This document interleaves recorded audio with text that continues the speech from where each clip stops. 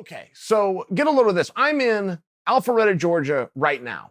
There is a place called The Cooler. Now, keep that in mind because you're going to hear about The Cooler in the future. The Cooler is a skating rink that is going to be transcended into movie studios. You're going to have concerts being produced here. You're going to have commercials being produced here. A place called The Cooler. Store that away because gentleman who owns The Cooler is the team leader for USA Greco-Roman. Now, John Bardas, that is his specific role, Team USA Greco-Roman. But John Bardas is a leader to wrestling, period. So it's Olympic year. John looks out for the women, for the men's freestyle, for the men's Greco-Roman, and he's invited everybody in USA Wrestling to come out. He's created a bubble. We've got all the protocols in place, all the PPE you could think of, all the tests and vaccine cards. It's very important. A positive COVID test for an Olympian right now, it is as detrimental as blowing out your knee. It is as detrimental as separating your shoulder. Very, very big deal in the world of sport. The protocol, not only to the United States Olympic Committee, but the International Olympic Committee. Just store that away. But a lot of things have to be done, and they were, and we're here. I believe this represents the first camp in history to get all three of the teams together. Again, women's freestyle, men's Greco-Roman. All the teams are together. Okay, so I've come out.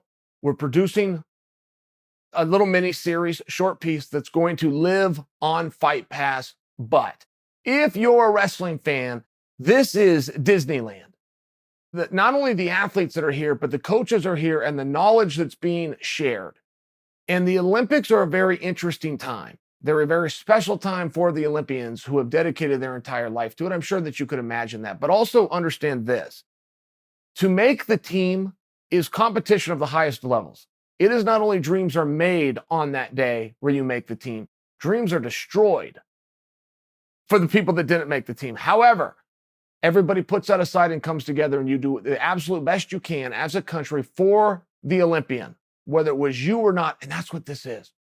So the national team who's here, the training partners who are here, the coaches and the knowledge that is here to support these Olympians. I mean, my goodness, never been in more impressive rooms, never been in a tougher room in my life than what I'm seeing over here at the Cooler. But give you a couple of stories. And if you guys are wrestling fans, you will fully understand Kyle Schneider, J'Den Cox. They're in the same room. Now, I have not seen these guys so much as say hello. At some point in this process, and there's 3 days left, at some point in this process, they might grab one another and wrestle a match. They might. I will have a camera there if they do. I will come and tell you guys exactly what happens, but I haven't seen them interact. On my very first day, I'm in the room less than 10 minutes. Kyle Schneider grabs Jordan Burroughs, and they proceed to wrestle for the next 42 minutes. It was incredible. Drilling, sharing ideas. They even got up to what you would call sparring. Sparring in MMA, and for you guys, you know fully what that means. But in wrestling, you're not going live, but you're close. You're getting your heart rate up. You got a real good intensity, but whether you come out with the points or he comes out with the points isn't as important as it would be to you if you were going a live go. So I saw the next best thing to Jordan Burroughs and Kyle Schneider. I copied it all. I got the footage of it all. I'm going to bring this to you guys on Fight Pass. J'Den Cox, back up to him. So J'Den is here with the freestyle team. J'Den personally is getting ready for the World Team Trials, of which he is looking to go 92 kilograms and move on with his career. Well, the women had 2 practices, the men had 2 practices, and the Greco-Roman have 2 practices. So it's an alternating day. Now, not for me. I'm there for it all. Got my cameras, got my team. We're capturing absolutely everything, not to mention I'm having a great time just watching this, taking this in. Because of the bubble that was created by John Bardas in the Cooler, we can shower there. You can recover there. You can sauna there. You can lift weights all in this one location. But we also eat together. Brought in what's called the Dream Team. Chefs from all over. They came in. Everything that you need. So I'm staying. I'm there all day long. Well, guess who else was? J'Den Cox. 6 workouts yesterday. J'Den did all 6. J'Den Cox did 6 workouts, and I watched him. The only thing he did was change his shirt in between, and he was right back on the mat, right back on the mat. 2 Greco workouts, 2 freestyle, helped the women 2 different times. Now, I bring that to you because I don't know if this is something that is eating away at J'Den Cox. I am a fan of J'Den Cox, and I'm becoming a friend of J'Den. I don't know him terribly well. I don't. So I don't know if he's Mr. Matt Rat and he's on there Matt all the time. And I don't know if this is related to what happened to him at the Olympic trials and the exclusion of his weigh-in being recognized and allowing him in the tournament. I don't know if he's got an extra fire. I don't know if he's got an extra bug. I don't know. I know he did 6 workouts. So when you think of the great wrestlers, and I think that we have them right now, the single greatest team that I've ever witnessed was in 1992. But when you had the Kevin Jacksons, the Kenny Mondays, the Bruce Baumgartners, the John Smiths, the Zeke Joneses, the Kendall Cross, you have these guys. That was the true dream team for me until now. But one of the things that did come out of that 92 late 80s era was an innovator by the name of John Smith. And if you ask any American wrestler who the greatest wrestler of all time is, not just who did the best, we know that answer is John Smith, purely who was the best. John Smith is who they will talk about, but that's because he was master of sport. He was a master technician. He did something called innovate. Nobody had a 2-knee high crotch. Nobody went to what was called a low single. We didn't even know what the word low single was. In fact, a high crotch was high up in the crotch. John Smith would do a 2-knee head to the outside single. They call it a high crotch. It was head to the outside single, but he was also the only one to do it. He had a rare flexibility. Because he was innovating, because he was in the room and in the lab and creating technique, there was no defense to it. You can't defend a move that nobody knows, and he's using moves that he made up so only he knew them. And he would only do this with very trusted people, such as his brother. So the internet didn't exist. Video footage didn't exist. iPhones didn't exist where somebody can pull out and have a phone, have a camera right there. You couldn't scout the guy. You couldn't do anything. If you were in Cuba, if you were in Germany, if you were in the USSR for part of that time, Russia, you couldn't do anything until you ran into him in the World or the Olympic Games, and then you try to watch him the best you can, but you don't know what he's doing because he's making moves up. I submit this for you because I believe Jordan Burroughs is doing the same thing. Jordan Burroughs has an outside attack, and I videoed this. Jordan Burroughs has an outside attack that I've never seen before. I have seen Jordan drill it. I can remember before Jordan wrestled David Taylor and Flo had cameras on him. I can remember Jordan before he wrestled Zahid Valencia and they had cameras on him warming up. I saw him doing this, but I learned it yesterday. And it is an attack that nobody else has ever done. And as much as Smith gets credit for that low-level single or even a 2-knee head to the outside single, Jordan is doing some outside attacks. He's rotating the head. He's dropping down. He's not doing rockover steps on these techniques, okay? It's not chest over knee change elevation. He's going to the same side and just taking an outside step, and he's getting all parts of the leg. He's got one that goes to the knee. He's got one that goes all the way down to the shoe. It's very innovative.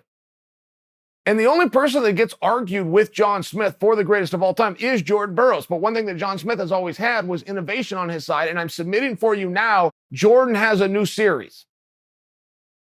It would be very wise if you learn it. Once you learn the low single, as confusing that was, but once you learn it, these are techniques that you can teach to children. And then they can go spend a decade perfecting before they get into the college and the international levels. I submit for you, you need to learn these outside attacks that Jordan Burroughs is doing. And he deserves the same kind of credit, and he will get it. He's going to win a lot of matches. He's going to score a lot of points. And I've seen him in these positions before, but I thought they were an accident. And sometimes that happens in wrestling. That's a very real thing in wrestling where somebody will score points even at a high level, but they didn't mean to. Something happened. They had to figure it out on the go. So a reason some of the announcers can't call the move out as the guy's doing it live. They don't know what it is. But the guy doesn't know either, and he'll never duplicate it. I thought that's what Jordan was doing because I've seen some of these outside attacks. But yesterday I learned how he gets the head in the right position. By the way, it's from a collar tie, and he doesn't push a collar tie like everybody else. He actually pulls the collar tie. He pulls the head out of the way instead of pushing. It's very interesting outside attacks, and I'm bringing this to you because these are some of the things that are happening. Kyle Dake is very much doing his own thing all year, all through COVID. Kyle believes in something called functional patterns. I don't know what that means. And the gentleman who is teaching these things to Kyle is not a wrestler and was not a wrestler, but he is now Kyle's coach. And they're doing these things called functional patterns. And Kyle Dake has gotten better. I'd tease Kyle. If he didn't make the team, I'd tease him right now. He's gotten better. So I have to praise him. But he has in his mind a very clear vision of what he's going to do, and that includes his warm-up. He does not believe in cartwheels and forward rolls and I'm going to come stretch this way. He has a very built-in system that he believes.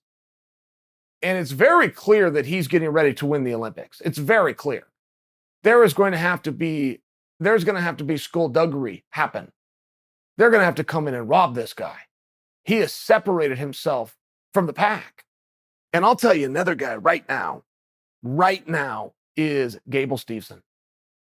Gable Steveson, I watched him drilling with Gwiz, but it was a flexibility and mobility issue that you wouldn't know unless you saw him in the practice room. I've followed Gable since he was 15 years old, made his first cadet world team. So I've been with Gable a long time.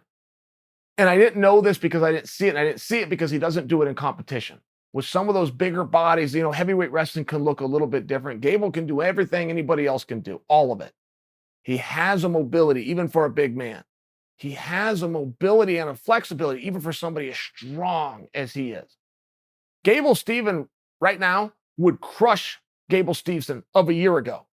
And I don't submit for you that he got better or that he trained any differently. It was just one of those times of his life. He started to get that second dose of strength, right? You get it when you go through puberty, and we call it like dad strength or old man strength.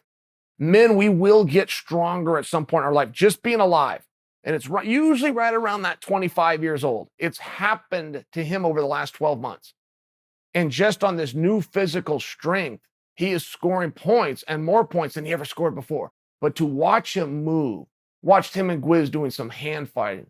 It was very advanced. It was very sophisticated. I thought many times when Gable, and again, I go back to when he was only a sophomore in high school, but I thought he was winning some of these things. He was just more brute than the other guy.